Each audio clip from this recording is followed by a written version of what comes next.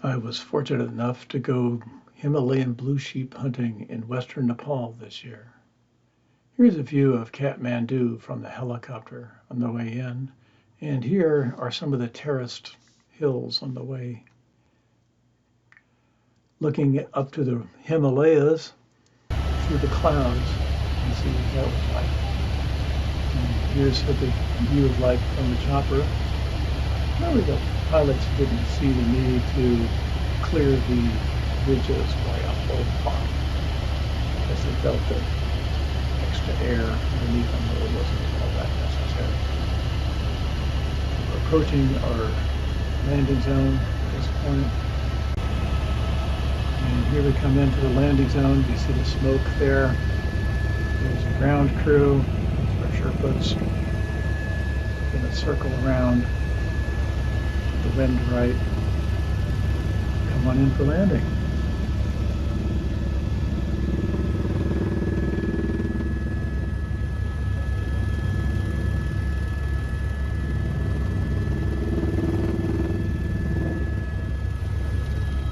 You might never guess that we're just right about 10,000 feet here, judging by all the trees and lush foliage and everything. But yeah, about 12 feet shy of 10,000.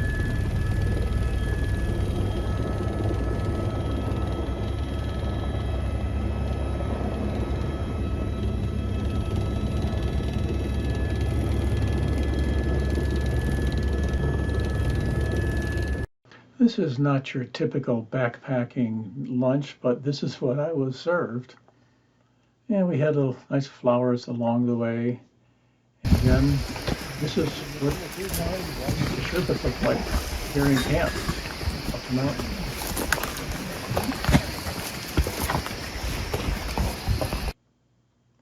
Had cattle grazing again. Remember, this is 10,000 feet. More little flowers. It's important to see the small things. Now, this is not only a pretty waterfall, this is also the trail. The trail's on the right-hand side, but that gap in the center, yeah, we walk through the water to continue on the trail. As we got to the little village of Dulé, we saw their horses grazing out there, and here's the entire village, all built out of stone with no masonry. And here's our camp. They had strung up prayer flags ahead of time. I don't know if that was for us or just because they like to have the prayer flags. Of course, have to have some more tea and biscuit. And then this is the view from our camp. So we tested out the rifle. The 2 shots above are 100 yards. 1 shot below is 200 yards. All good to go. Here we are leaving the village the next morning, and more little flowers. Beautiful hills. Yeah, these are rhododendrons that are usually growing there. And very lush on this side, but you can see the mountains off in the distance also. Very rugged. Glad I didn't have to climb up those. This is a little memorial for somebody who died along the trail there. And if you look closely in the middle, you can see a trail moving horizontally through there. This is just another waterfall. Lots and lots of water at this range. Didn't have to worry about carrying water. Look at that suspension bridge across the river there. This is where we camped the second night, getting ready to climb up the mountains. Here we are early in the morning. You can see all the ice along the little creek here. And way down the bottom there is where we started off that morning. This is a very interesting little valley here. There's thousands of people show up here to hunt for these caterpillars that are used for Chinese medicine in this little valley. Beautiful views of the mountains while we're up here.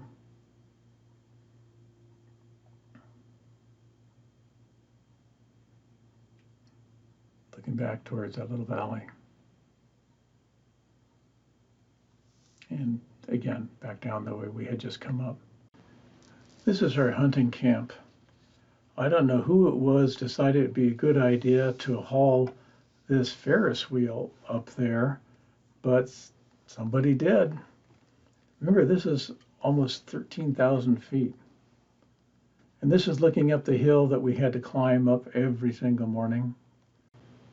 Here is my dinner: samosas, vegetables, beans, and the ever popular potatoes. Got potatoes with every single meal, breakfast, lunch, and dinner. But yeah, I was treated really well. Early morning sunrise, just gorgeous. Sun's starting to come up here. And we're already, an hour or more up the trail. You can see the basket in the lower foreground there that the porters use. And here's a herd of yaks. They're domestic yaks, but nonetheless, they're yaks. I got charged by them at one point when I was off by myself. And this is the top of that ridge I talked about. And we would look off in the valley off to the right there. And here's a snow leopard track in the fresh snow. And that track can't be more than a couple hours old. This is up at the head of the valley. They saw one sheep heading up this way. This is the other side of the pass. That pass is about 14,200 feet. Beautiful sunset when we got back to camp that day. Day 2, coming back up the ridge again. And here we are up near the top, starting to get some light up there. Remember, this is 1,000 feet above base camp. Then we had to climb up these rocks with a layer of fresh snow. Very interesting. Beautiful view off to the north. And we're at 15,104 feet at this point. And something I'd wanted to do is to get over 15,000 feet. Yeah, I did that on like almost every day. Pretty little frozen lake down below with this massive cliff above it. It's probably about 500 feet straight up. See icebergs floating in the lake down below. Really pretty. Beautiful mountains there. We're hiking down into this drainage. Since I'm lactose intolerant, they made special fry bread for me. This is my typical breakfast: omelet, potatoes, canned meat, and special bread just for me. Apparently that's only good when it's cold. This shows that ridge we had to climb up every morning. And then this is looking downstream from our camp. Next morning, some nice snow on the ground. Really changes the way things look. And once again, we had snow leopard tracks along the same trail that we were taking. You can clearly see the pads. You can see that there's no claws. Definitely a big cat, which means it's most likely a snow leopard. It's the only big cat in the area. They do have lynx, but these pads are too big and too far apart to be a lynx, I think. So there's still lots of fresh snow on the ground, and we're still close to camp. Those snow leopard tracks were within 200 yards of our camp. Really pretty new snow everywhere. Here's what the blue sheep looks like, kind of fuzzy through the scope there. And this is what we had to traverse, steep hills, fresh snow. Didn't have to climb that cliff, fortunately, but makes for beautiful scenery. And this is why I'm here, is, I have this great experience that you just can't get anywhere else. Here are the guides climbing up, checking out the sheep.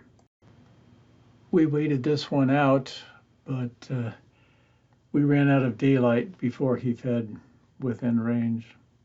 Back again. Here we are the next morning heading back to the same area we saw the sheep before, and that little patch of sunlight on the otherwise dark mountain was just amazing to me. As we were heading back to where we saw the sheep the night before, we saw these icicles hanging down from the hills. More little flowers here. So I did get my sheep up there. This is looking back up to where we had gotten the sheep from down in the valley down below where that stream ran below camp. And this is what the ridge was like. See that knife edge? I was hanging over a knife edge ridge like that when I got my sheep. And here's my Himalayan Blue Sheep after they had carried it down below. Here's the whole team. These guys are indispensable. And how do you carry the sheep back to camp? Yeah, you carry it whole. Put it in the basket. That's probably about 90, 100 pounds of sheep. Then we had to climb back up the river. Nice little waterfall here at this point in the river. And then I love this bridge. It's literally just a pile of rocks, including a flat rock that people walk across the top. Just an amazing little bridge. Final morning, heading out, heading back towards Dulé. Came across this building, all built with stone and no mortar. And here's where they quarried the stone. The ever popular horses grazing. Again, this is about 13,000 feet. I decided to donate the rest of my deposit to the local village there because they were so helpful to us and they were so needy. And they made this garland of flowers for me. Because of that donation, this village will have electricity for the first time. And they will have a pump which will allow them to pump water up for the couple of months a year that they would normally have to carry water up the hill. Here's our last lunch, and here comes my ride back to Kathmandu. I get to take the helicopter. The Sherpas have 4 days of hiking to get to the nearest road where they can catch a bus.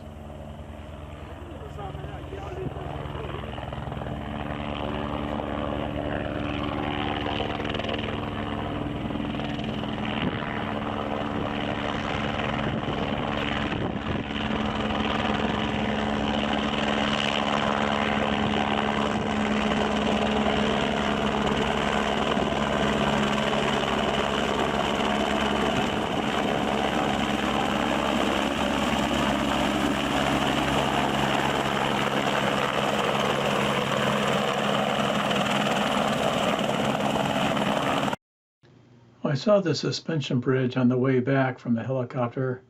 I'm not really afraid of heights, but I wouldn't want to go on that. Look at the upper right corner, those mountains up above those clouds. And here's just one last look at the lush vegetation from the helicopter for heading back. Here is a shrine next to the Buddha stupa, which is on the left there. The Buddha stupa is a very ancient Buddhist prayer spot that's solid. It's not hollow. This is Kathmandu. And this is from the Buddha hazy stupa today. looking out over Kathmandu. Obviously you can See quite a bit lot of from up caves here. There. And up here is swing around to the prayer the flag. Buddha stupa. The eyes are painted on there. Show that Buddha is watching.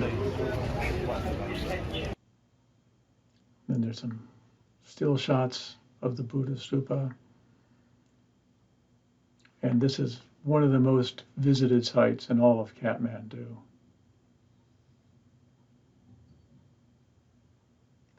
Here's a monastery on top of a hillside nearby. There are many, many monasteries. Here's a Hindu goddess at another temple. It's in downtown Kathmandu. Since we were there at the prayer time. They had sacrificed a couple of water buffalo. You can see the intestines hanging over this entryway.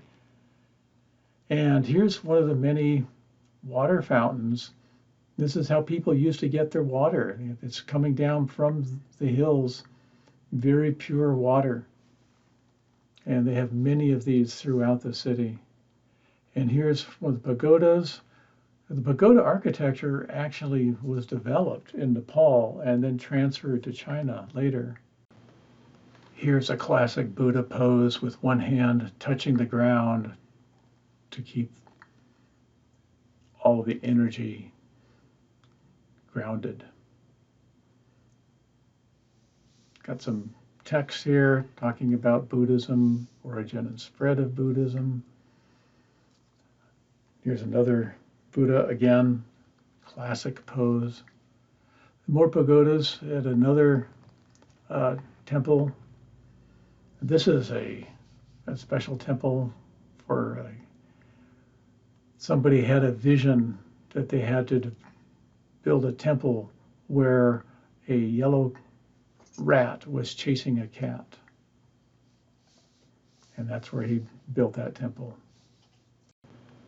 Flying out of Kathmandu, we had to circle around to gain altitude to go over the mountains. I was able to get some nice shots of the Himalayas, despite the fact I was on the wrong side of the plane to see them all the way back. But these are just massive, massive mountains. Absolutely gorgeous.